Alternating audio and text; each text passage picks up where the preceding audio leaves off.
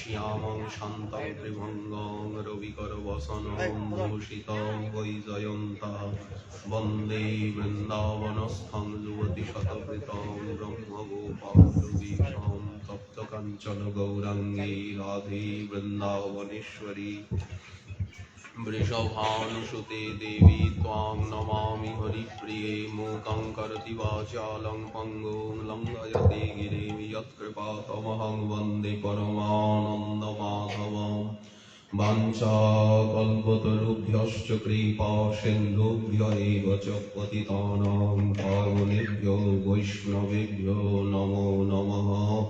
हरि भक्ति पराजी च हरिनाम परायणा दुर्वृत्ता वा सुवृत्ता वा तेषां नित्यं नमो नमः। नमो धर्माय महते नमः कृष्णाय वेधसे ब्राह्मणेभ्यो नमस्कृत्य धर्मान् वक्ष्ये सनातनान् नारायणं नमस्कृत्य नरं चैव नरोत्तमं देवीं सरस्वतीं व्यासं ततो जयमुदीरये। जय रूप सनातन भट्ट रघुनाथ श्रीगोपाल भट्ट दास रघुनाथ এই ছয় গোসাইয়ের করি চরণ বন্দন যাহা হইতে বিঘ্ন নাশয় অভীষ্ট পূরণ দুর্গমে পথিমেন্দ্রস্য স্খলৎপাদগতির্মোহ সকৃপা যষ্টিদানেন সন্ত বলম বলম।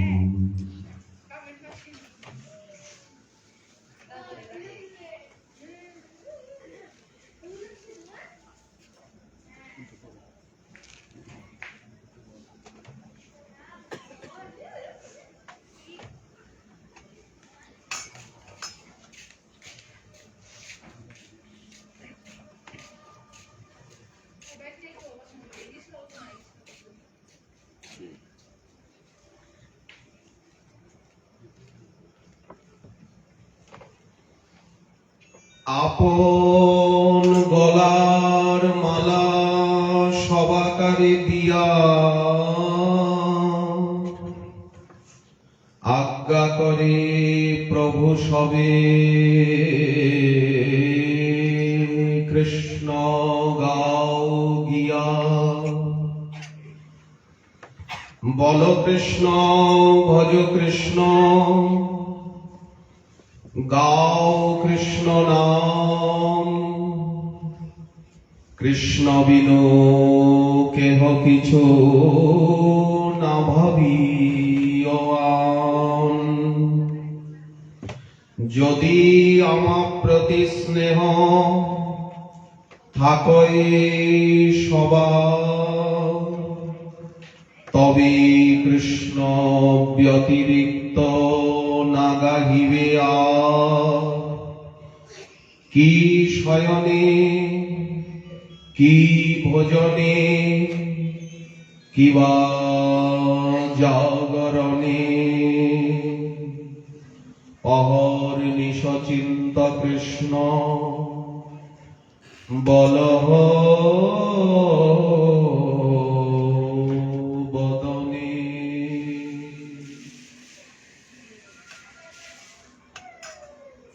পরম করুণা সিন্ধু শ্রী শ্রী গুরু গৌরাঙ্গ, শ্রী শ্রী রাধা মাধব করুণা সিন্ধু প্রভু নিতাই চাঁদ,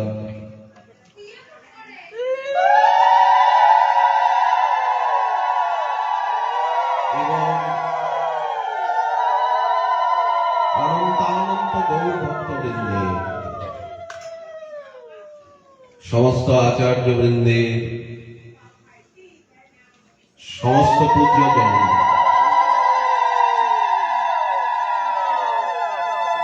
গুরুবর্গগণ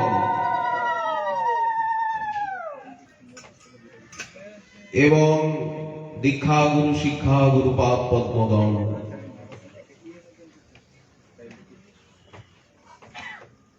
উপস্থিত পরম পূজনীয় মাননীয় ভক্তবৃন্দ, মমতাময়ী মাতৃবৃন্দ, ভগিনীবৃন্দ, সকলের চরণ বন্দনা পূর্ব।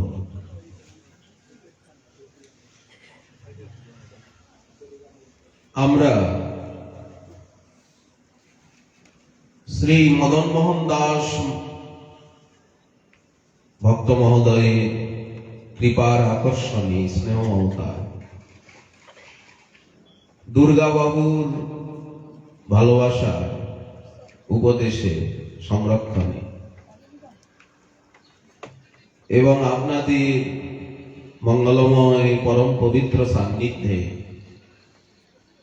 এই সান্ধ্য অধিবেশনে, এই গোসাই গাঁওয়ে, গোসাই ধামে কৃপাছত্র ছায়া আশুতোষ বৈষ্ণব রাজাধীরাজ শ্রীমৎ মহাদেব গোসাই ধামেশ্বরের কৃপায়, গোসাই ধামের গোসাইকে সামনে রেখে প্রভুপাদ শ্রীল কৃষ্ণচন্দ্র গোস্বামী জিউর কৃপা নির্দেশে আমরা এখানে মহামারী অতিমারীর অশনি সংকেত অবসরেও এই প্রদোষ বেলা মনে করুন ঘরে বসে সময় কাটানো অপেক্ষা এখানে এসে ভক্ত সঙ্গে আমাদের কোটি প্রাণ প্রিয়তম, প্রাণারাধ্য, প্রাণেশ্বর, প্রাণবল্লভ, প্রাণদয়িত, প্রাণপ্রিয়তম শ্রী শ্রী গৌর গোবিন্দে গৌর ভক্তগণের অমিয়া মাখা লীলা কথা, চারু চরিত্র, সাধক সিদ্ধ জীবনের ইতিহাস যদি আমরা একটু আস্বাদন করি বা করাই, তাতে ভক্ত, ভগবান, গুরু, বৈষ্ণব সকলেই পরম প্রসন্ন হবে এবং আমাদের প্রতি কৃপা আশীর্বাদ বর্ষণ করবেন। সেই নিত্য লোকের থেকে, নিত্য ধামের থেকে, প্রকৃতির আড়ালের থেকে। যদ্যপি এইভাবে একত্রিত হয়ে বসা, বিনা মাস্কে সামাজিক দূরত্বকে বজায় না রাখা, এটা দণ্ডনীয়,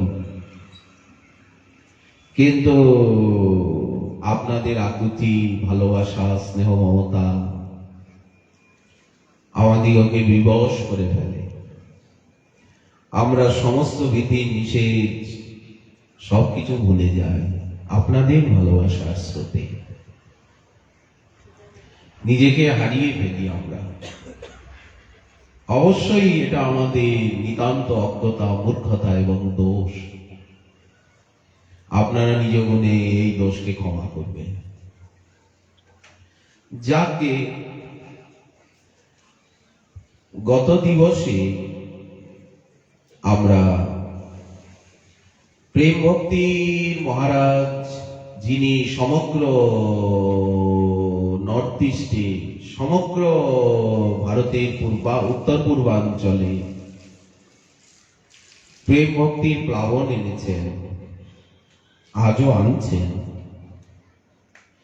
সেই জগৎগুরু, বিশ্বগুরু, ব্রহ্মাণ্ড গুরু, সম্প্রদায়ের গুরু, রূপানুগ আচার্যবর্য শ্রীল নরোত্তম দাস ঠাকুর মহাশয়ের চারু চরিত কথা, তার লীলামৃত মাধুরী আমরা আস্বাদন করছিলাম। সরলতা। শ্রীমান মহাপ্রভু পদ্মা নদী, প্রত্যেক নদী হচ্ছে দেবী। পাশ্চাত্য দেশের ভাবনা নদীকে নালা বলে মনে করে, নর্দমা বলে মনে করে, জলের পবিত্রতা স্বীকার করে না পাশ্চাত্য দেশ। কিন্তু আমাদের বেদের শিক্ষায় প্রত্যেকটি নদী দেবী। এরা দিব্য শক্তি, এরা মাতৃস্বরূপ, এরা বিশ্বজননী। এদের দুটো করে রূপ, একটা জলময় রূপ যা আমরা দেখি, ভৌতিক রূপ, আর আরেকটি হচ্ছে আধ্যাত্মিক রূপ। শাস্ত্রে যার বর্ণনা রয়েছে ওটা দেখা যায় না, ওটা অদৃশ্য, ওটা সূক্ষ্ম। কৃপা করে যদি নদীগণ দেখা দেন, গঙ্গা, যমুনা, সরস্বতী, গোদাবরী, সিন্ধু, কাবেরী, নর্মদা, তাপী, পয়স্বিনী, মহানদী, প্রতীচী, কৃষ্ণবেন্না, ভীমরথী, ভারতের প্রত্যেকটি নদী দেবতা, প্রত্যেকটি পাহাড়ও দেবতা। পাহাড়েরও প্রাণ আছে,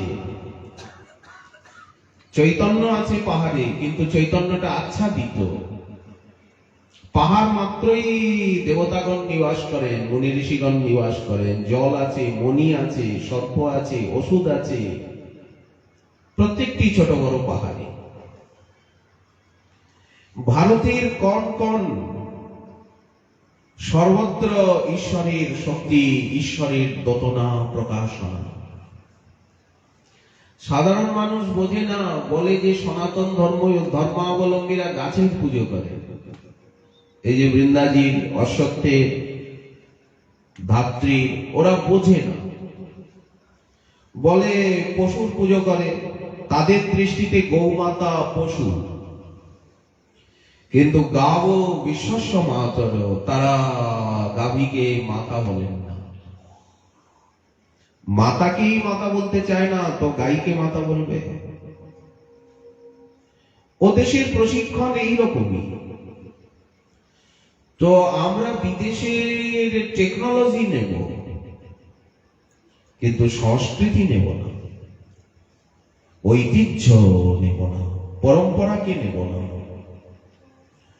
আমাদের ট্র্যাডিশন, আমাদের শিক্ষা ভাবনাকে আমরা আধুনিক হয়েও, আমরা পাশ্চাত্য শিক্ষায় শিক্ষিত হয়েও, আমরা অনর্গল ইংরেজিতে ভাষাভাষী হয়েও আমরা ওই দেশের দর্শন, চেতনা, আদব কায়দা কিছুই নেব না। ফিলোসফি নেব, আচরণ নেব, সংস্কৃতি নেব, যা আমাদের নিজস্ব ঘরে ভারতে। তবেই তো জীবনে কিছু পাবো, তা না হলে কিছুই, স্নাতকোত্তর হয়েও বিশ্ববিদ্যালয়ে কিছুই পাবো না। জীবনটা মাটি হবে। যাকে সব কথা, ঠাকুর মহাশয় কি করে প্রেম পেলেন? প্রেম কিভাবে পাওয়া যায়? ভক্তি কিভাবে পাওয়া যায়? ভক্তি রসামৃত সিন্ধুতে আচার্য চরণ শ্রীল রূপ গোস্বামী পাদ লিখলেন, দুভাবে পাওয়া যায়, ভগবত কৃপায় আর ভক্তির কৃপায়। দুই ভাবে ভক্তি প্রেম পাওয়া যায়, ভক্ত কৃপায় আর ভগবানের কৃপায়। প্রায় করে ভগবান সচরাচর নিজে ভক্তি প্রেম কাউকে দেন না, কদাচিৎ দেন। উনি নিয়ম করে রেখেছেন, যে ভক্তকে দিয়ে দেব। ভক্ত হচ্ছেন প্রেমের, ভক্তির, জ্ঞানের পরিবেশক, বিতরক। ভক্ত তত্ত্বকে ভগবান বড় করে রেখেছেন। শাস্ত্রে সর্বত্র ভক্ত তত্ত্ব ভগবত তত্ত্ব অপেক্ষাও গরিয়ান মহিয়ান অধিক কৃপালু। আমরা গাই, গৌর হতে অধিক দয়াল, জয় গৌরী ভক্তবৃন্দ। ভাগবতে, গীতাতে, রামায়ণে, মহাভারতে, বেদেতে সর্বত্র ভক্ত চরিত্র, ভক্তের মহিমার গুণগান। কৃষ্ণ পাইতে যার, কৃষ্ণ ভক্তি পাইতে যার আছে অভিলাষ, সে ভজুক তার মঙ্গল প্রিয় দাস। দাসের সেবিলে সে কৃষ্ণ ভক্তি মেলে। ভক্তি প্রেম দুভাবে পাওয়া যায়, সোজাসুজি ভগবানের কাছে থেকে, আর প্রায়শ ভক্তই দেয়।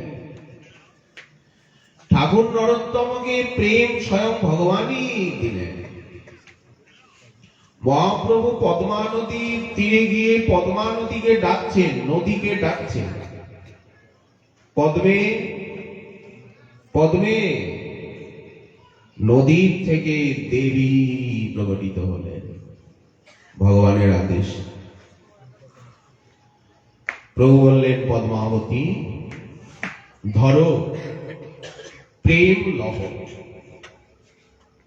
আমি তোমাকে প্রেম তোমার কাছে গচ্ছিত রাখতে চাই। নরোত্তম নামে পাত্র, সেই ভাবী পাত্রকে তুমি প্রেম দিও। এই নাও, তোমার কাছে রাখা থাকলো। নরোত্তমকে তুমি প্রেম দেবে, ভক্তি দেবে, নিত্যানন্দের প্রেম তোমার কাছে গচ্ছিত রাখছি। আচ্ছা, প্রেমকে কি এইভাবে দেওয়া যায়, নেওয়া যায়? বললেন, দেওয়া যায়, নেওয়া যায়। মাধবেন্দ্র পুরীর দেহে যত প্রেম ছিল মনে, সমস্ত প্রেম মাধবেন্দ্র পুরী তার প্রিয়তম শিষ্য এবং শ্রীঅঙ্গ সেবক ঈশ্বর পুরীকে দিয়ে দিলেন। এ কথা চৈতন্য ভাগবতে রয়েছে, চৈতন্য চরিতামৃত আছে। সেবায় প্রসন্ন হয়ে, স্বভাবে প্রসন্ন হয়ে শ্রীপাদ ঈশ্বর পুরী করেন শ্রীপাদ সেবন।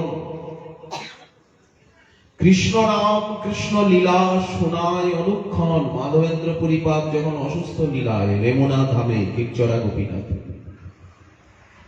ওনার অনেক শিষ্য, কিন্তু শ্রীপাদ ঈশ্বর পুরী প্রাণ দিয়ে সেবা করছে। সব সময় গুরুদেবকে কৃষ্ণলীলা শোনাচ্ছেন, কৃষ্ণ নাম গান শোনাচ্ছেন, মলমূত্র মার্জন করছেন। আচ্ছা, অপ্রাকৃত সচ্চিদানন্দময় দেহে কি করে মলমূত্র এলো মাধবেন্দ্র পুরীপাদের? উনি চলতে পারছেন না, অসুস্থ লীলা, বিছনাতেই সব। শ্রীপাদ মলমূত্র মার্জন করছেন, গুরুদেবের প্রাণ ঢালা সেবা করছে। তুষ্ট হইয়া পুরী তারে আলিঙ্গন করিলাম। কৃষ্ণের প্রেম ভক্তি হোক তোমার, আশীর্বাদ করিলাম। সেই হইতে ঈশ্বর পুরী প্রেমের সাগর। মাধবেন্দ্র পুরীপাদের হৃদয়ে যত প্রেম ছিল, সমস্ত প্রেম উনি ঈশ্বর পুরীপাদকে দিয়ে দিলেন। সেই থেকে ঈশ্বর পুরীপাদ হয়ে গেলেন প্রেমের সাগর। প্রেমের সাগর যদি না হন, তাহলে প্রেম সিন্ধু শ্রীমন মহাপ্রভু তাকে গুরুরূপে বরণ করেন। মহাপ্রভু তার কাছে থেকে দীক্ষা নেন গয়াধামে। স্বয়ং ভগবান যার শিষ্য, স্বয়ং ভগবান নিজেকে যার দাস বলে পরিচয় দেন, ঈশ্বর পুরীপাদের নাম উচ্চারণ মাত্রে মহাপ্রভু কেঁদে আকুল হন। ঈশ্বর পুরীপাদের প্রতি অগাধ ভক্তি প্রভু, গুরু ভক্তি। বিশ্বের ইতিহাসে যে যা কিছু পেয়েছে গুরু কৃপাতেই পেয়েছে। গুরু কৃপা ছাড়া গুরুচরণ আশ্রয় ছাড়া আশ্রয় করিয়া বন্ধ শ্রী গুরুচরণ, ভজ ভজ মন শ্রী গুরুচরণ, সকল বেদের সার, পতিত দুর্গতে প্রেমধন দিতে পরম করুণা যা। গায়ের জোরে এই পথে 1 ইঞ্চি এগোনো যায়, খালি অহংকার অভিমানী সৃষ্টি হয়। কিন্তু কৃপায়, আনুগত্যে, আজ্ঞায়, আদেশে সবকিছু সম্ভব। প্রেম দেওয়া যায়, প্রেম নেওয়া যায়, ভক্তি দেওয়া যায়, ভক্তি নেওয়া যায়, হাতে হাতে দেওয়া যায়, টাকা পয়সার মতো নেওয়া যায়। তো মহাপ্রভু পদ্মাবতীকে বলছেন, ধরো প্রেম লহ, নরোত্তম নামে পাত্র, তুমি তারে প্রেম দিও। পদ্মাবতী বলে, প্রভু কর নিবেদন, কেমনে জানিব কার নাম নরোত্তম? কত লোক তো আমার বুকে স্নান করে, আমার জলে অবগাহন করে, আমি কি করে জানবো কার নাম নরোত্তম? প্রভু বললেন, শোনো পদ্মে, যার পাদ স্পর্শে তুমি অধিক উছলিবা, সেই নরোত্তম, তারে প্রেম দিবা। যে স্নান করতে এলে তার চরণ স্পর্শে তোমার জল উচ্ছলিত হয়ে উঠবে, জলপ্লাবন আসবে, সেই হচ্ছে নরোত্তম, তাকে তুমি প্রেম দেবে। মহাপ্রভুর লীলা তো সংক্ষিপ্ত সময়ে, সমগ্র লীলা মাত্র 48 বছর বয়সে অবধি। 48 বছর প্রভুর সমগ্র লীলা, প্রভু নীলাচলে চলে গেলেন। ঠাকুর নরোত্তম জন্ম নিলেন, কাল আমরা আস্বাদন করে এসেছি। তারপরে বিদ্যা আরম্ভ হলো, পড়াশোনা, নরলীলা, নিত্যসিদ্ধ পার্ষদ উনি, রাধারানীর প্রিয়তমা দাসী চম্পকমঞ্জরী। ঠাকুর নরোত্তমের বৃন্দাবন লীলায় নাম হচ্ছে চম্পকমঞ্জরী। শ্রী রাধা মাধবের দুগ্ধ আবর্তন সেবা মধ্যাহ্নকালে, ভক্তি রত্নাকর, প্রেম বিলাস, কর্ণানন্দ, মুরলী বিলাস, অনেক গ্রন্থে ঠাকুর নরোত্তমের চরিত্রের বিশদ বর্ণনা পাওয়া যায়। পরবর্তীকালের সমস্ত ঐতিহাসিক গ্রন্থে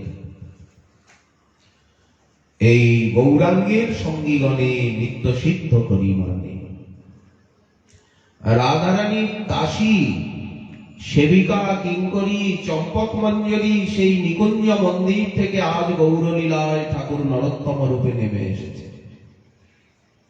আমাদেরকে ওখানে নিয়ে যেতে, রাধারানীর চরণে নিয়ে যেতে, মহাপ্রভুর চরণে নিয়ে যেতে সুগমতায়।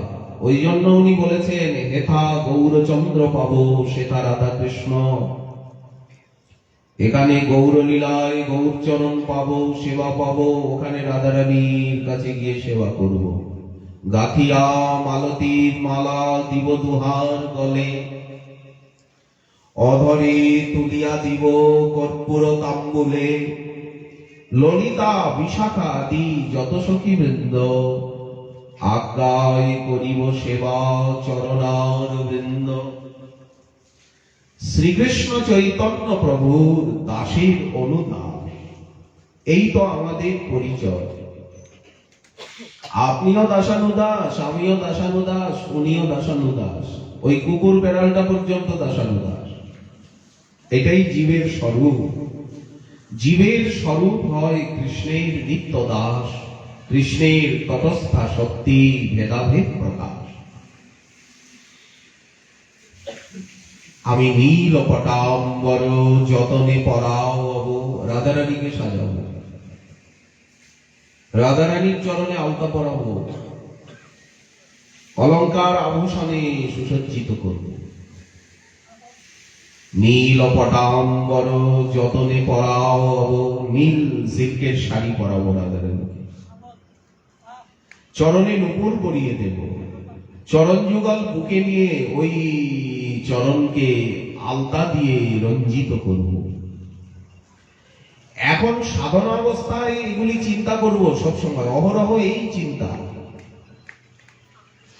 আর সিদ্ধির রাজ্যে গিয়ে সিদ্ধাবস্থায় ওটি প্রাপ্ত হব, এখন চিন্তা করব সবসময়। সাধনে ভাবিব যাহা, সিদ্ধ দেহে পাবো তাহা, সিদ্ধাবস্থায় তাই পাবো। এখন 24 ঘন্টা ওই চিন্তন, আর অন্য কোনো চিন্তন নাই। কোথায় কি হলো, কে কি করছে, কি হবে, কে কেমন, বললেন এইসব নিয়ে মাথা ঘামিয়ে মাথা গরম করে কোনো লাভ নেই। নিজের চরকায় নিজে তেল দাও, নিজের ধান নিজে ভাঙো, নিজের ঢেকিতে নিজে পাঠাও। গায়ে মানে না মোড়ল হতে যেও না। ঢাল নাই, তরোয়াল নাই, নিধিরাম সত্তা। স্ত্রী পুত্র বান্ধব যত, মরি যায় কত শত, আপনারে হও সাবধান। নিজেকে সাবধান করো।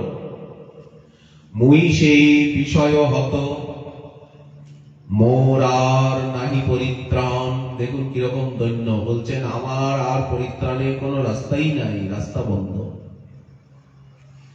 নীল পটাম্বর যতনে পড়াও অব, পায়ে দিব রতন মন্দিরে। সোনার ডাবর এনে আর গোলাপ জল, আতর জল, চন্দন জল, জুই চামেলির জল দিয়ে রাধারানীর চরণ ধুইয়ে দেব। আর নিজের কেশ দিয়ে অতি সূক্ষ্ম সুগন্ধিত কুঞ্চিত ভ্রমরাভ নীলাভ কেশ দিয়ে রাধারানীর চরণ মোছাবো। রাধারানীর চরণ বুকে নিয়ে কেশ দিয়ে মোছাবো। কেন তোয়ালে দিয়ে মোছাবেন না? বলে না, তোয়ালের থেকে আমার কেশগুলি আরো কোমল, আরো সূক্ষ্ম, আরো নরম। মোছাবো আপন চিকুরে, চিকুর বলতে কেশ। ফুলের পাপড়ি দিয়ে জুই, বেলি, চামেলি ফুলের বোটাগুলো ফেলে দিয়ে ফুলের পাপড়িগুলি দিয়ে আর তোষক বানাবো, বালিশ বানাবো। ফুলের ওই যে আমরা গাই, ফুলেরও চৌবাড়ি ঘর, ফুলে ফুল, ফুলের ঘর, ফুলের বালিশ, ফুলের তোষক, সব কিছু ফুলের। সেই সোনার পালঙ্কটা ফুল দিয়ে সাজানো, পুরো জুই, চামেলি, বেলি, কত সুগন্ধিত ফুল, কুসুম কোমল দলে সেজ বিছাও। রাধা মাধবকে ধীরে ধীরে শয়ন করাবো, রাধারানীকেও শয়ন করাবো, শ্যাম সুন্দরকেও শয়ন করাবো। শয়ন করাবো দুহাকারে, সে ধপধপে একেবারে রাজ হাসির মতো চামর এনে, ধবল চামর আনি মৃদু মৃদু বীজব পাখা করব। চামর ব্যজন করব, তোমরা বিশ্রাম করো, তোমরা নিদ্রিত হও। অনেক নেচেছো, অনেক গেয়েছো, অনেক ভ্রমণ করেছো, ভোজন হয়ে গেছে, এখন বিশ্রাম করো। চরণ সম্বাহন করব বুকে নিয়ে, রাধারানীর চরণ শয্যায় বসে, রাধারানীর চরণ কোলে নিয়ে, শ্যামসুন্দরের চরণ কোলে নিয়ে সেই চরণ সম্বাহন করব, চরণকে আঘ্রাণ করব, চরণকে বুকে জড়িয়ে ধরব, চরণকে চুম্বন করব। দেখুন কিরকম সেবা চিন্তন, সেবা ভাবনা। সেই চরণের সৌন্দর্যে আলোকিত হয়ে যাবে ভিতর বাহির। চোখ বুঝেও সেই চরণকে দেখতে পাবো, চোখ খুলেও সেই চরণকে দেখতে পাবো। সেই শোভা সৌন্দর্যে ডুবে যাব, রূপে গুণে ডগমগী সদা হব অনুরাগী। বসতি করিব সখীর মাঝ, বৃন্দাবনে দুজন, চতুর্দিকে সখীগণ। সময় বুঝিয়া রস সুখে সখীর ইঙ্গিত হবে, চামর ভুলাবো কবে, তাম্বুল যোগাবো চাঁদ মুখে। যুগল চরণ সেবী নিরন্তর এই ভাব, এই চিন্তাকে বলা হয় ভজন। সর্বদা এই চিন্তন, আর বাইরেও ঠাকুরকে ওই রকম সাজানো, ভোগ রাগ আরতি, শ্রীবিগ্রহ আরাধন নিত্য নানা শৃঙ্গার তন মন্দির মার্জনাদ।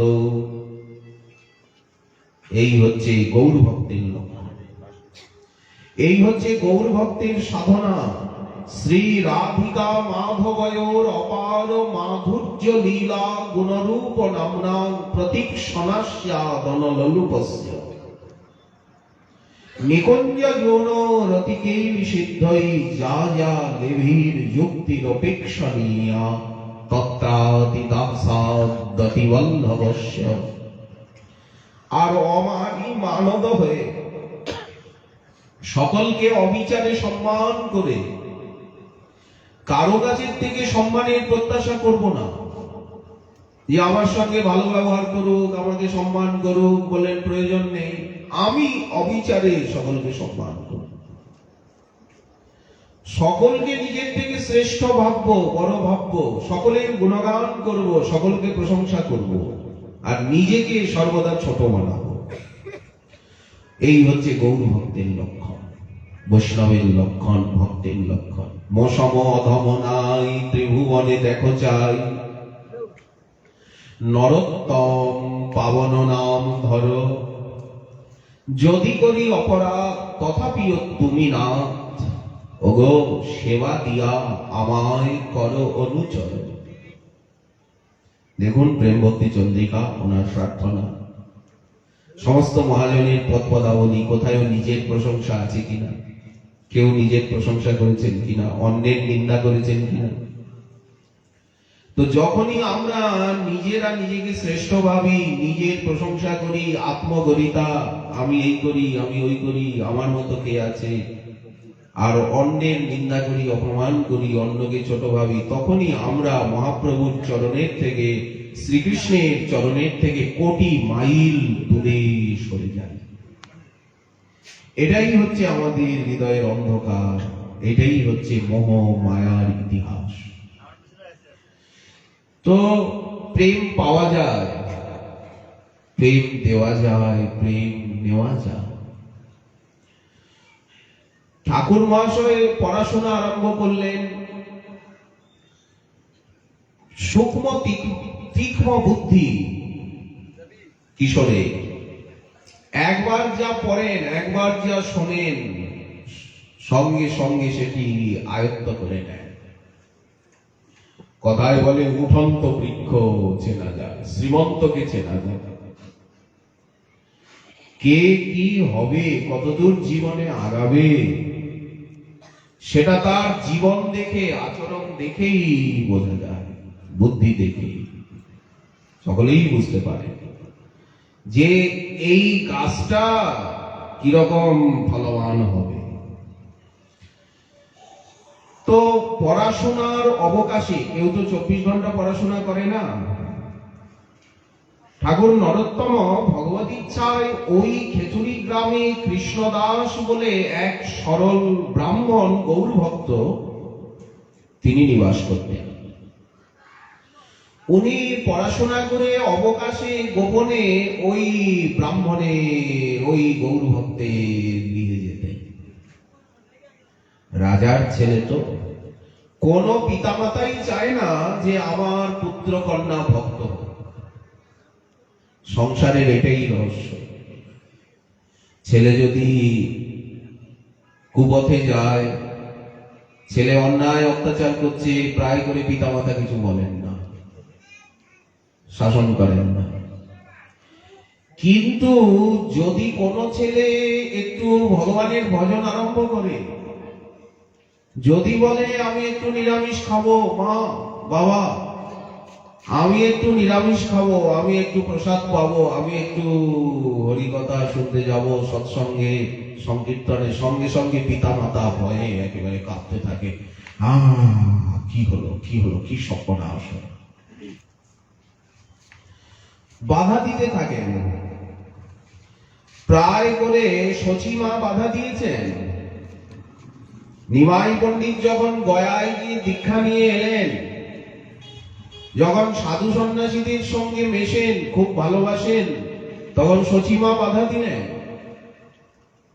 চৈতন্য ভাগবতে রয়েছে, কোন মাতা পিতাই চান না যে সন্তান ভক্ত হোক, তবে খুব কম মাতা পিতাই আছেন যে সন্তান সন্ততি পুত্র কন্যা ভক্ত হোক। গৃহের বাইরে যেতে তো তারা অনুমতি দেবেনই না। এটা জগতের, এইভাবেই জগৎটা তৈরি। ওই জন্য ওই কৃষ্ণদাস নামক গৌর ভক্ত উনি গোপনে গোপনে গোপনে গোপনে নরোত্তমকে গৌর কথা শোনাতেন, মহাপ্রভুর লীলা কথা। বড় ভালোবেসে ফেললেন তাকে। যিনি ভক্তের ভালোবাসা পেয়েছেন তিনি ভগবানকে পাবেনই পাবেন। ভক্তগণ যাকে ভালোবাসে, যাকে আপন করে নেয়, ভগবান অতি শীঘ্র তাকে আপন করে চরণ সেবক করেন, নিকটে নিয়ে নেন। এই জন্য কে কতটুকু ভজনে এগিয়েছেন তার প্রমাণ হচ্ছে ভক্তগণের স্নেহ ভালোবাসা কৃপা লাভ। ভক্তেরা আমাকে ভালোবাসেন কি, তাহলে আর চিন্তা নেই, কোনো দিকে তাকাতে হবে না। কারণ ভগবানের কৃপার মূর্ত মূরতি ধারক বাহক ভক্তগণই। ভক্তের হৃদয় কৃষ্ণের সতত বিশ্রাম। তো সেই কৃষ্ণদাস নামক ব্রাহ্মণ গৌর ভক্ত তিনি সব সময় গৌরাঙ্গের লীলা, নিতাই চাঁদের লীলা, পতিত উদ্ধার লীলা, নাম প্রেম প্রদান লীলা, ঝাড়িখণ্ড পথে কিভাবে উনি সকলকে প্রেম দিয়েছেন সেসব কথা, দক্ষিণ ভারত ভ্রমণ করে মহাপ্রভু কিভাবে সকলকে ভক্ত বানিয়েছেন, অবিচারে প্রেম দিয়েছেন, যবন উদ্ধার লীলা, যবনগণকে অবিচারে নাম প্রেম দিয়েছেন, সেই সব লীলা শোনাতে শুনিয়ে শুনিয়ে শুনিয়ে শুনিয়ে নরোত্তমের হৃদয়ে উনি গৌর নিত্যানন্দকে স্থাপন করে দেন। ভক্তগণ কি করেন, আমাদিগকে ভগবত কথা শুনিয়ে, ভগবানের লীলা কথা শুনিয়ে শুনিয়ে শুনিয়ে শুনিয়ে ভগবানকে আমাদের হৃদয়ে বসিয়ে দেন। কথা রূপে ভগবান প্রথমে হৃদয়ে প্রবেশ করে। কৃষ্ণকে পাওয়ার উপায় হচ্ছে কৃষ্ণ কথা, কথা রূপে আমরা তাকে প্রথমে পাব, হরি নাম রূপে তাকে পাব। ওই যে গুরুদেব হরি নাম দিলেন, যুগল নাম দিলেন, তো আমরা নাম রূপে তাকে পেয়ে গেলাম, তাকে পেয়েই গেলাম। কৃষ্ণ কথাকে পাওয়া, কৃষ্ণকেই পাওয়া, কৃষ্ণ নামকে পাওয়া, কৃষ্ণকেই পাওয়া, কৃষ্ণ মন্ত্র পাওয়া, কৃষ্ণকেই পাওয়া। ওই যে গুরুদেব কৃষ্ণ মন্ত্র দিলেন, রাধা মন্ত্র দিলেন, গৌর মন্ত্র দিলেন, তো গৌর মন্ত্র রূপে গোরাচাঁদ ভিতরে চলে গেল, গৌরকে পেয়েই গেল। গুরুদেব ওই যে নিত্যানন্দের মন্ত্র দিলেন, নিতাই চাঁদকে হৃদয়ে প্রবেশ করিয়ে দিলেন। গুরুদেব যে কৃষ্ণ মন্ত্র কৃষ্ণ গায়ত্রী, রাধা মন্ত্র রাধা গায়ত্রী, যুগল মন্ত্র যুগল গায়ত্রী দিলেন, অর্থাৎ রাধা কৃষ্ণকে আমার ভিতরে প্রবেশ করিয়ে দিলেন। এইবার মন্ত্র জপ করতে করতে করতে করতে মন্ত্ররাজ আকর্ষণে প্রকাশিয়া বৃন্দাবনে দেখা দিবেন মদন মোহন।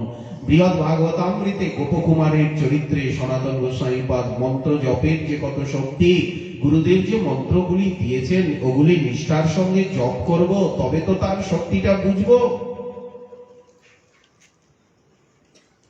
ঠিক তেমনি গুরুদেব যে আমাদেরকে পঞ্চতত্ত্বের নাম মহামন্ত্র আদি দিয়েছেন, নিষ্ঠার সঙ্গে সংখ্যাপূর্বক জপ করব, তবে তো বুঝবো, সংকীর্তন করব নিয়ম পূর্বক, তবে তো বুঝবো। তা না হলে গুরুদেবও দিলেন, মালাটা ওইখানে ঝোলানো রইল, মালার ভিতরে মাকড়সার জাল হবে কি? খোল করতাল কোথায় টানিয়ে রেখেছি, গ্রন্থগুলো ইঁদুরেই গ্রন্থের রস আস্বাদন করছে। মানুষ যদি গ্রন্থ না পড়ে তো ইঁদুরে উইয়েই তো গ্রন্থ পড়বে, আর কে পড়বে? এই জন্য হরিনাম পাওয়া সাক্ষাৎ কৃষ্ণকেই পাওয়া, হরি কথাকে পাওয়া কৃষ্ণকেই পাওয়া। তাকে তো আমরা পেয়েই গেছি। কে বললো আমরা তাকে পাইনি? নাম রূপে পেয়েছি, মন্ত্র রূপে পেয়েছি, গ্রন্থ রূপে পেয়েছি, বিগ্রহ রূপে পেয়েছি, গুরু রূপে পেয়েছি, বৈষ্ণব রূপে পেয়েছি, ধাম রূপে পেয়েছি, প্রসাদ রূপে পেয়েছি, আত্মা রূপে পেয়েছি, এত রূপে পেয়েছি। গুরু রূপে ঘরে ঘরে দীক্ষা দেন সবাকারে। উনি তো গুরু হয়ে আসছেন। উনি গুরু হয়ে এসে নাম মন্ত্র উপদেশ করছেন, দীক্ষা গুরু হয়ে। আর শিক্ষা গুরু হয়ে এসে, শিক্ষা গুরু কারা বলেন? সমস্ত ভক্তই শিক্ষা গুরু, সমস্ত বৈষ্ণবই আমাদের শিক্ষা গুরু। বৈষ্ণব রূপেতে দেন শিক্ষা।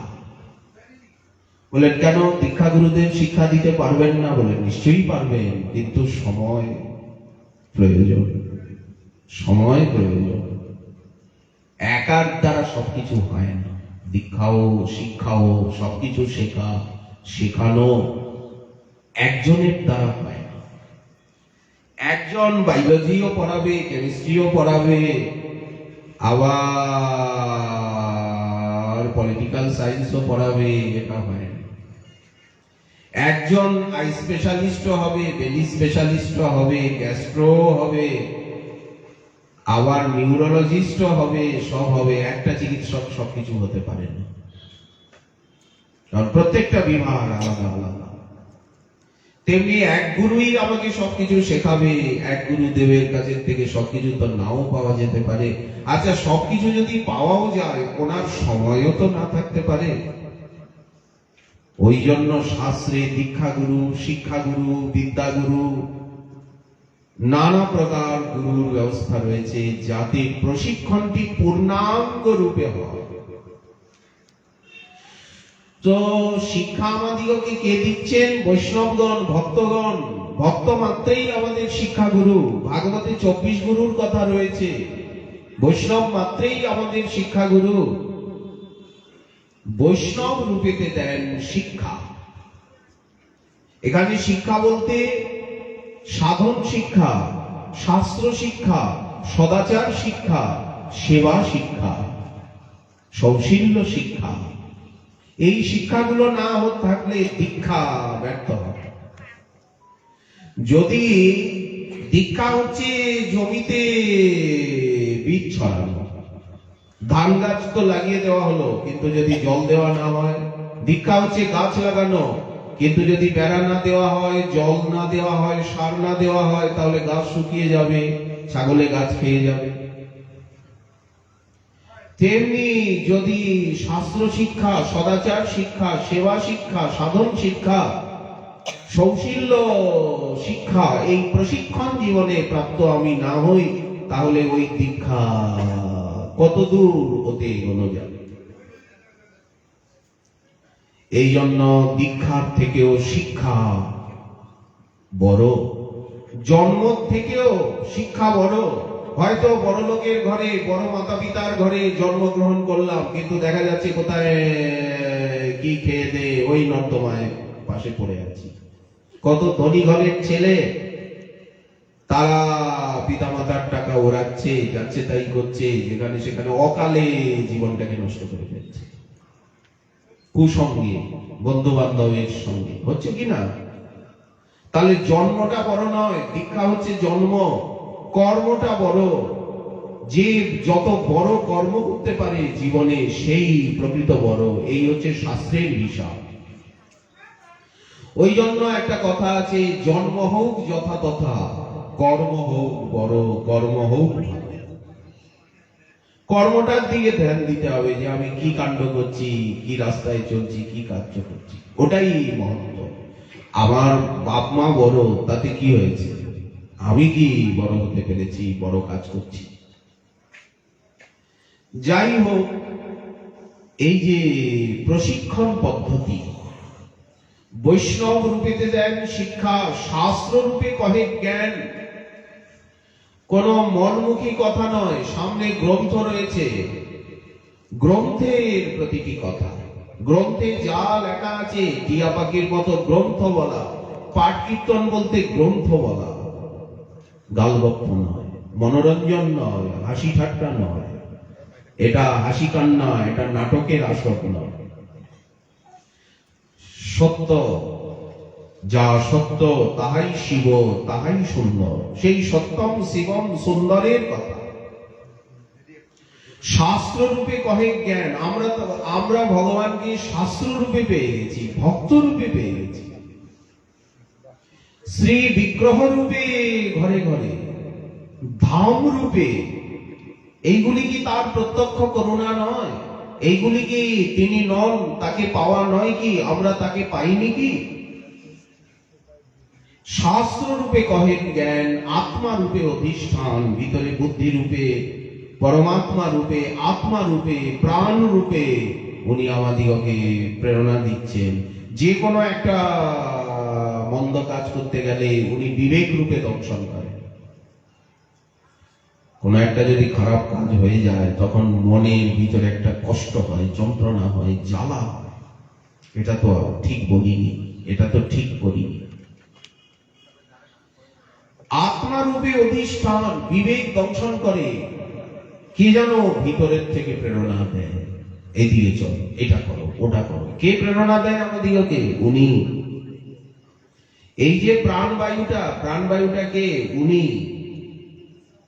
ভাগবতে ধ্রুব মহারাজ ওনাকে প্রাণ রূপে স্তুতি করছেন। যো অন্তঃপ্রবিশ্য মম বাচমিমাম প্রসুপ্তাম সঞ্জীবয়ৎ অখিল শক্তিধরং স্বধাম্না অন্যাংশ্চ হস্তচরণান শ্রবণত্বগাতি প্রাণান নমো ভগবতে পুরুষায় তুভ্যং। এই যে প্রাণবায়ু রূপে উনি। নাকটা টিপে ধরুক কেউ, গলাটা টিপে ধরুক আমার, দেখি আমি কতক্ষণ বাঁচি। এই দেহটা নষ্ট হয়ে যাবে। তো এত রূপে উনি কৃপা করছেন। বলতার কারে বা উপেক্ষা, উনি কাকে উপেক্ষা করছেন? কাউকে উপেক্ষা করছেন না। আমি আমার ভাগ্য দোষী, বুদ্ধি দোষী, কর্ম দোষী বঞ্চিত হচ্ছি, পাইয়া বঞ্চিত কৃষ্ণ দাসে। তো ঠাকুর নরোত্তম প্রথম মহাপ্রভুকে, নিতাই চাঁদকে প্রাপ্ত হন লীলা কথা রূপে। ওনাকে এই পথে আনেন, ওনার যিনি জীবনে প্রথম হরি কথা শুনিয়ে আমাদেরকে এই পথে আনেন, এই রাস্তা দেখান, তিনি হচ্ছেন আমাদের জীবনে প্রথম গুরু। তাকে বদ্মোদ্দেশ গুরু বলা। এই কৃষ্ণদাস নামক গৌর ভক্ত ব্রাহ্মণ, ইনি গৌর কথা শুনিয়ে শুনিয়ে শুনিয়ে শুনিয়ে নরোত্তমের হৃদয়ে গৌর ভক্তির সঞ্চার করে, ভক্তির বীজ বপন করে দেন।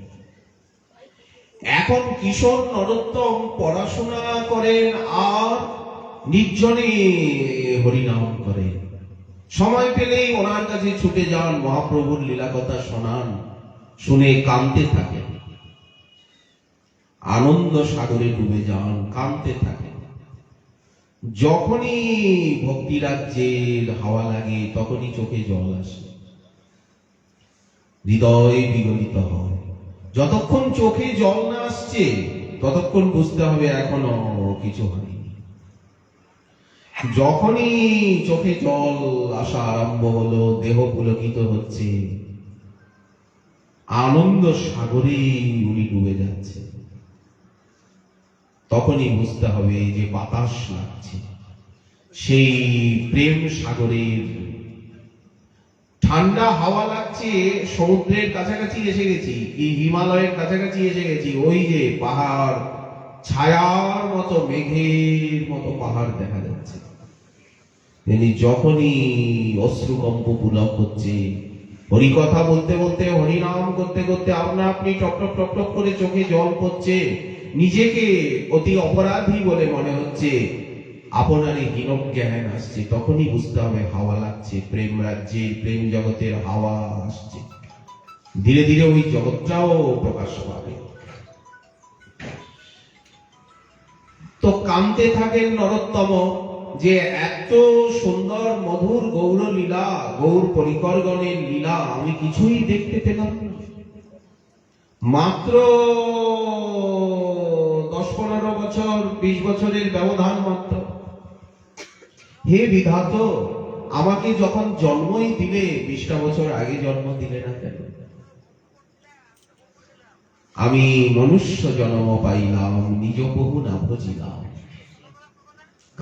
কাঁদছে কিশোর। বাপ মা কিছুই বুঝতে পারেন না। বাপ মা ভাবেন ও কেন এরকম একা একা বসে থাকে, কাঁদে, হরিনাম করে, আপন মনে কি বলে, হাসি ঠাট্টা নাই, আমোদ প্রমোদ নাই। এই রোগ কেউ বুঝতে পারে না। অন্যের কথা পিতা মাতা ভ্রাতা বন্ধু আত্মীয় স্বজন পুত্র কন্যা কেউই বুঝতে পারেন না। এই ভক্তি যার মনে, এই প্রেমা যার মনে, তার বিক্রম প্রভাব মহিমা সেই জানে। যেন বিষামৃতে একত্রে মিলন, বহির বিষ জ্বালা হয়, অন্তর আনন্দময়। ভক্তের বাইরে দুঃখ কষ্ট থাকে, ভগবান কৃপা করে ভক্তের সামনে দুঃখগুলোকে সাজিয়ে রাখে, কষ্টগুলোকে সাজিয়ে রাখেন, রোগ ব্যাধি মান অপমানকে সাজিয়ে রাখেন। দেখুন প্রত্যেক ভক্তের জীবনে কত দুঃখ, কত কষ্ট, কত রোগ, কত অপমান, কত জ্বালা যন্ত্রণা, এইগুলো ভগবানই সামনে সাজিয়ে রাখেন।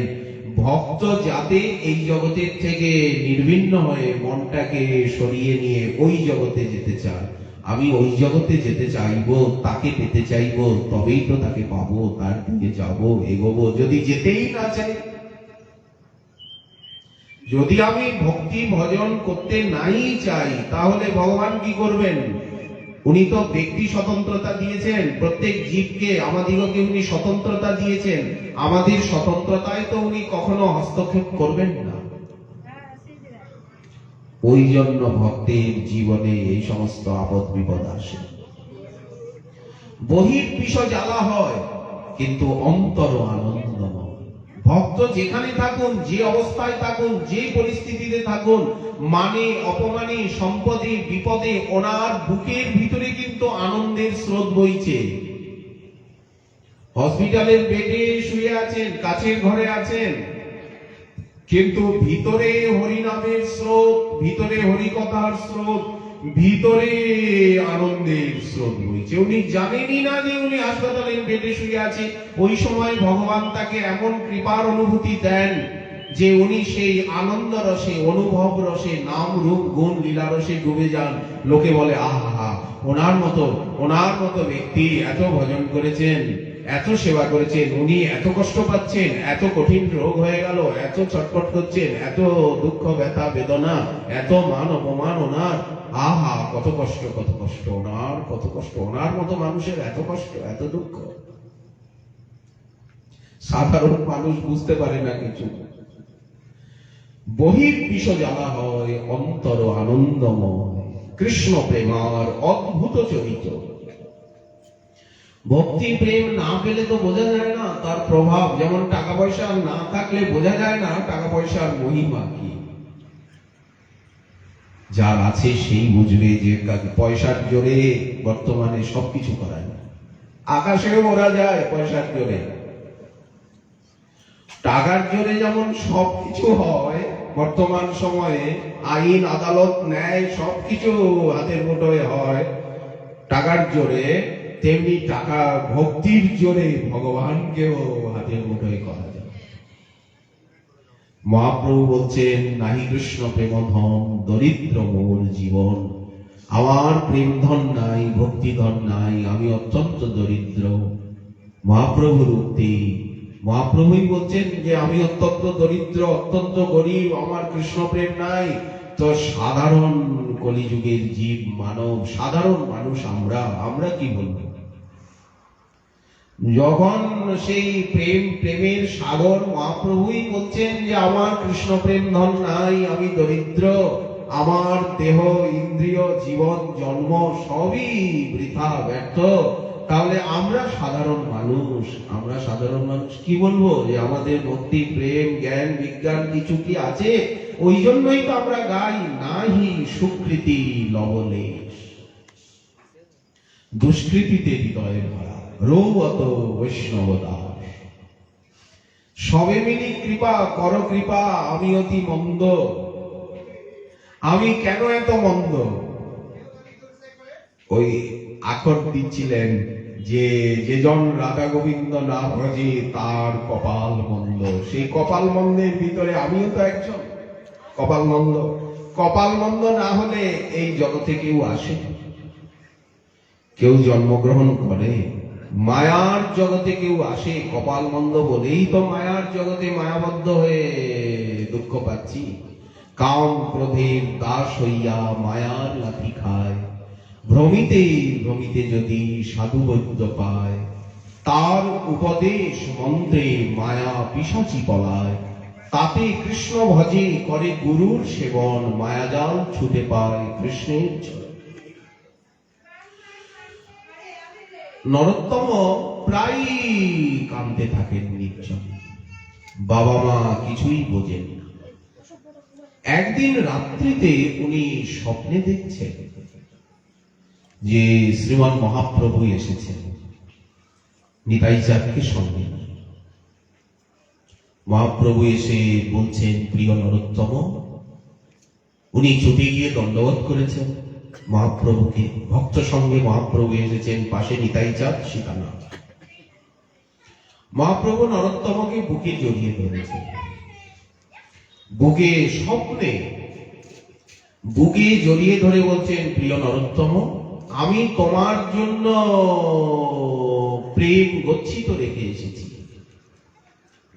নিতাই চাঁদের প্রেম তোমার জন্য আমি গচ্ছিত রেখে এসেছি পদ্মা নদীতে। তুমি কাল পদ্মা নদীতে ভোরবেলা সকালে স্নান করতে যাবে। তুমি আমার গচ্ছিত প্রেম তুমি প্রাপ্ত হবে। স্বপ্ন ভঙ্গ হয়ে গেল। কি দেখলাম? সাধারণত স্বপ্ন আমরা বিশ্বাস করি না। স্বপ্নে কত কিছু দেখি আমরা, হাবি যাবি, ভিজি ভিজি, ভূত পেতনি, কত কিছু স্বপ্নে আমরা দেখি, ভালো মন্দ। স্বপ্নকে বিশ্বাস করতে আছে। কিন্তু কতগুলি স্বপ্ন আবার সত্য হয়, সব স্বপ্ন মিথ্যা না। ঠাকুর নরোত্তম এই স্বপ্নকে সত্য বলে মনে করলেন। কাছেই পদ্মাবতী নদী। যারা খেতুরি ধামে গেছেন রাজশাহী জেলায়, তারা জানেন পদ্মাবতী নদীতে স্নান করতে গেলেন। যখন যেই উনি নদীতে নেমেছেন, প্রণাম করে মাথায় জলের ছিটা দিয়ে সঙ্গে সঙ্গে জল ফুলে ভেপে অস্থির হয়ে গেল। ঢেউ, বড় বড় ঢেউ, চারিদিক থেকে তরঙ্গ কিশোর নরোত্তমকে ঘিরে ধরল। প্রেম মূর্তিমান হয়ে নরোত্তমের ভিতরে প্রবেশ করে গেল। প্রেম কি? প্রেম একটা শক্তি, লাদিনী শক্তি এবং সম্বিত শক্তির সারকে বলা হয়েছে প্রেম। প্রেম বলতে শক্তি, ভক্তি বলতে শক্তি। শক্তির কোন শক্তি? স্বরূপ শক্তি। লাদিনী শক্তি এবং সম্বিত শক্তির সার। লাদিনী শক্তি বলতে আনন্দিনী শক্তি, আর সম্বিত শক্তি বলতে জ্ঞান শক্তি। এই জন্য প্রেম বা ভক্তির মধ্যে কি আছে? জ্ঞান আর আনন্দ, অনুভূতি আর আনন্দ, আনন্দ আনন্দ, অনুভব অনুভব, আলো আলো আলো আলো আলো, প্রশান্তি প্রশান্তি প্রশান্তি, সমৃদ্ধি সমৃদ্ধি, জ্ঞান বিজ্ঞান, আর কিছুই নাই। তো প্রেম এসে ঠাকুর নরোত্তমের দেহ মন প্রাণে প্রবেশ করে। শক্তি একেবারে বৈদ্যুতিক শক্তির মতো প্রবেশ করে গেল। সঙ্গে সঙ্গে আগে উনি সম্পন্ন ছিলেন, দেখতে দেখতে ওনার শরীর একেবারে গৌর বর্ণ হয়ে গেল, জ্যোতির্ময়।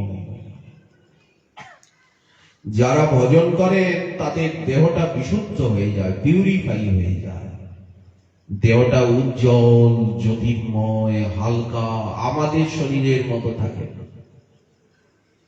আমাদের দেহটা যেমন ম্যাটেরিয়াল বডি, ভক্তের বডিটা ধীরে ধীরে ধীরে ধীরে স্পিরিচুয়াল বডি হয়ে যায়, ওটা আধ্যাত্মিক শরীর হয়ে যায়, জ্ঞান বিজ্ঞানের দেহ, সাধনার দেহ, ভক্তির দেহ হয়ে যায়।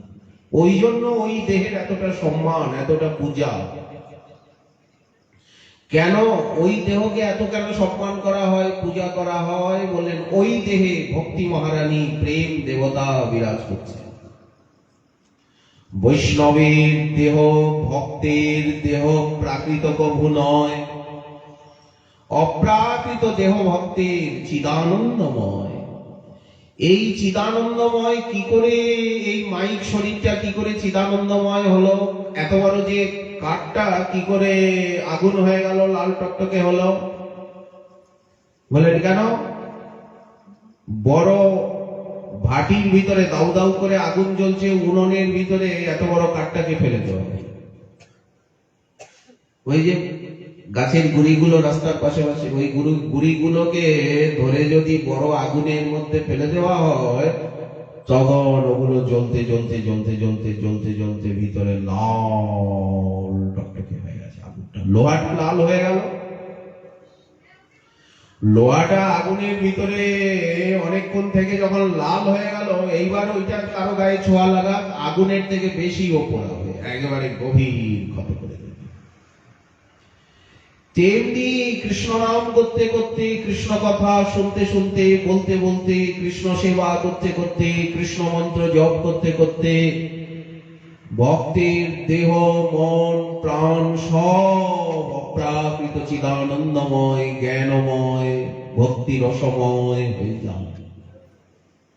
যদি লোহাটা লাল টকটকে হয়ে আগুনের মতো হয়ে যায়, কাঠটা যদি আগুন হয়ে যায়, তাহলে এই দেহ মন প্রাণ কেন হবে না? এই প্রক্রিয়া কখন থেকে প্রারম্ভ হয়? বলেন দীক্ষার সময়ের থেকে। ওই যে গুরুদেব নাম দিচ্ছেন, মন্ত্র দিচ্ছেন, এই প্রক্রিয়া আরম্ভ হয়ে গেল।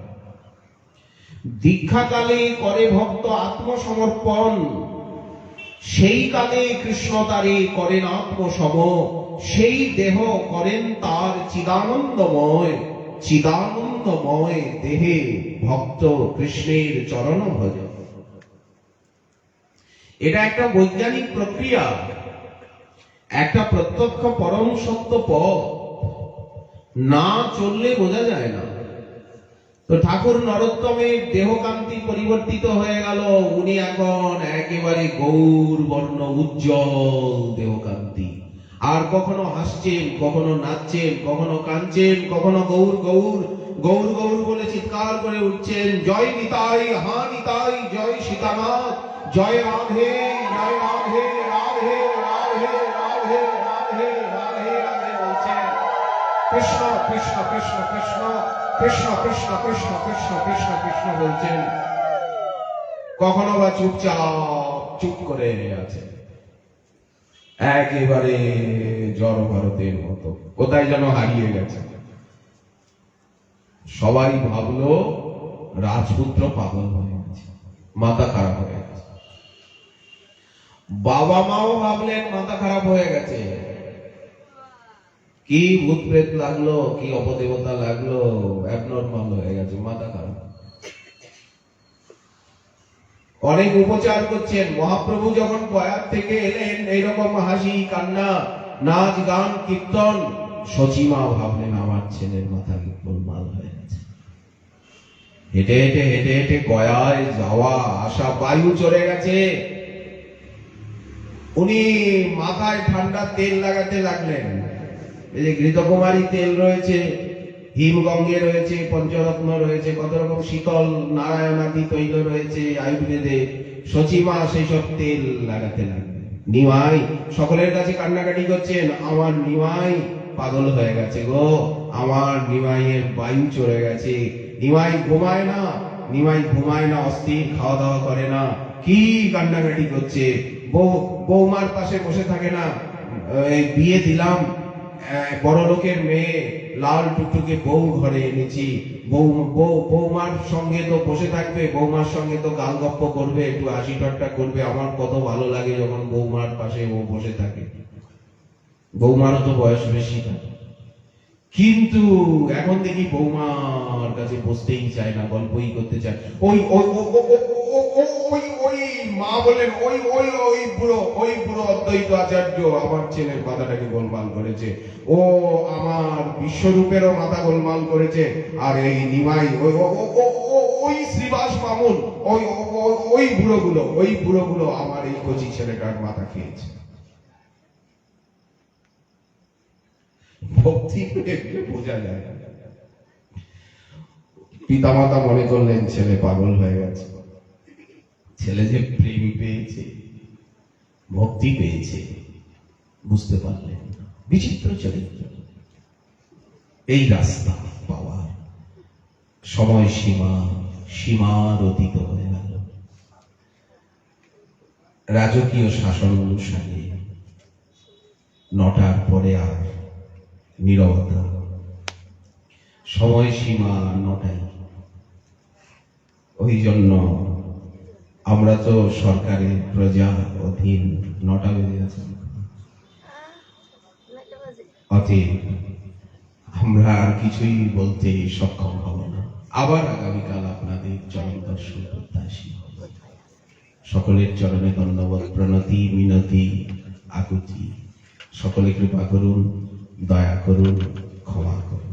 জয় শ্রী রাধে, জয় নিতাই গৌর সীতানাথ, জয় রাধানাথ, জয় গোবিন্দ গোপীনাথ, জয় মদন মোহনদী, জয় শ্রী গুরু বৈষ্ণব।